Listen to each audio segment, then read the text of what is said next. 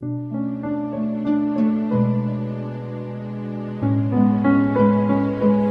begin hierdie vers. Onthou, kort voor die einde gaan die Antichris homself openbaar. Armageddon, ons gaan nog daarby kom. Hierdie vers begin nou met die woord teestaande. Daardie woord tee is eintlik die woord anti, hy steen hom. Daar kan net sowel vertaal gewees het Antichris. Die teenstander wat hom verhef bo al wat God genoem word of voorwerp van aanbidding is. Heeltemal teen God. Sodat, hier kom die hoofgedagte wat u vanaand moet inneem, sodat hy in die tempel van God, as God sal sit en voorgee dat hy God is. Waar gaan hierdie Antichris werk? By die karousel of binne die kerke? Sodat hy in die tempel van God sal sit en voorgee dat hy God is. Onthou wat die Here sê, geen wonder nie, die Satan self verander hom in 'n engel van die lig. U wat opreg soek na die Here, u wat elke aand nog kom, omdat hy graag wil leer. Hy weet dat hy by u op geen ander weg ingang, in u geloofslewe 'n inbraak kan maak, tensy hy nie so na u kan kom.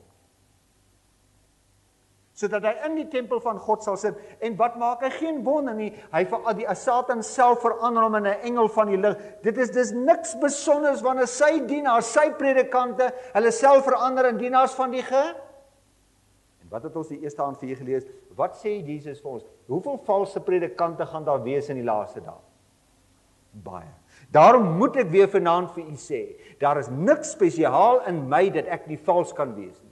Daarom mag u nie glo wat ons vir u bring nie. U moet net glo wat die Bybel vir u sê. Dit is dus niks besonders wanneer sy dienaars hulle kom voordoen as dienaars van die geregtigheid nie.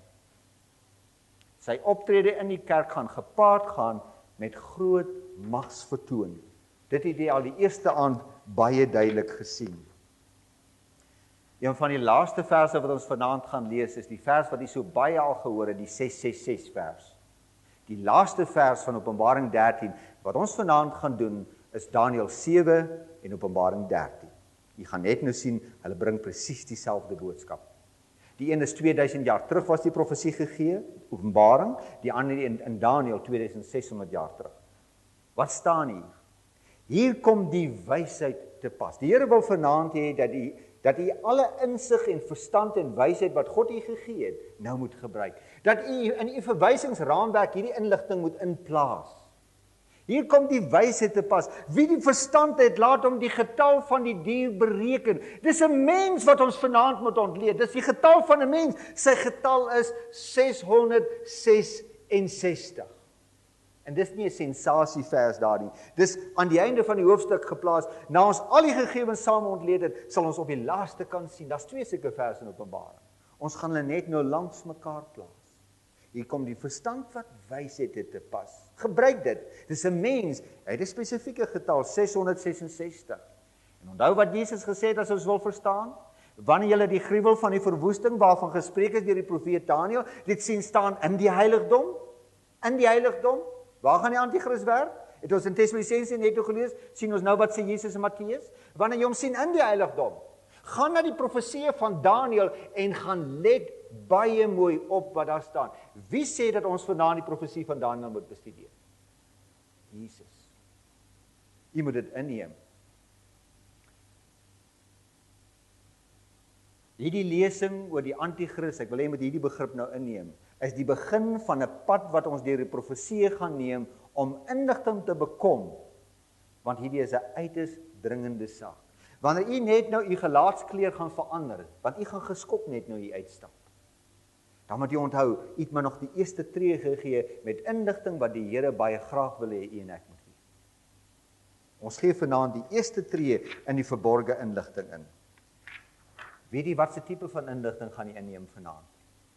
Ek gaan eers vir jou teks lees uit Openbaring, eers uit Daniël se en dan in Openbaring. Kyk wat se tipe van inligting. Daniël 7 vers 21. Ek het gesien dat hierdie horing oorlog voer met heiliges. Mense soos u en ek wat God wil dien, maar wat staan daar? Hulle oorwin. Hier is 'n mag wat gaan oorlog voer, en onthou die boek, Daniël handel oor die tyd van die einde, die tyd waarin u en ek nou lewe. Ek het gesien dat hierdie mag oorlog voer met kinders van God en wat met hulle reg kry. Kom ek lees dieselfde begrip. Openbaring sê hom met bietjie meer inligting. Dis ook aan hom gegee om oorlog te voer teen die heiliges. Wie is hierdie hy? Wie is hierdie hom? Die dier met die 7 koppe en die 10 horings. Dis aan hom gegee om 'n oorlog te voer teen heiliges en hulle te oorwin. En luister wat nou daar staan. Aan hom is mag gegee oor elke stam, taal, volk en nasie, behalwe die mense in Suid-Afrika. Het ek reg gelees? Nee. Hierdie mag het krag, en die Bybel, ons het dit net in Openbaring 13 al gelees, vers 3, die hele wêreld volg wie? God of die Antichris? Wat het daar gestaan? Die heiliges te oorwin. U moet saam met my stem. Ek hou nie van hierdie verse nie. Ek glo nie u hou daarvan. Dit kom uit die woord van God. Om heiliges te oorwin beteken, hy was suksesvol in sy veldtog teen die kinders van God. Heiliges te oorwin beteken, hy verander u net, soos 2 Timoteus 3 vers 1 tot 5 sê, in 'n gedaante van godsaligheid. Jy lyk Christelik, maar in jou essensie is jy nie werklik 'n kind van die Here. Hy het die heiliges oorwin. Maar God help dat al hierdie waarskuwings, voor ons nog gaan instap, moet ons dan weet waarheen ons gaan kyk. U moet gaan stap vanaand in met 'n begrip, ons gaan vanaand 'n mag moet ontleed uit die woord van God, wat heiliges oorwin. Wat heiliges oorwin. Dit gaan skokkende inligting wees. Wees gewaarsku.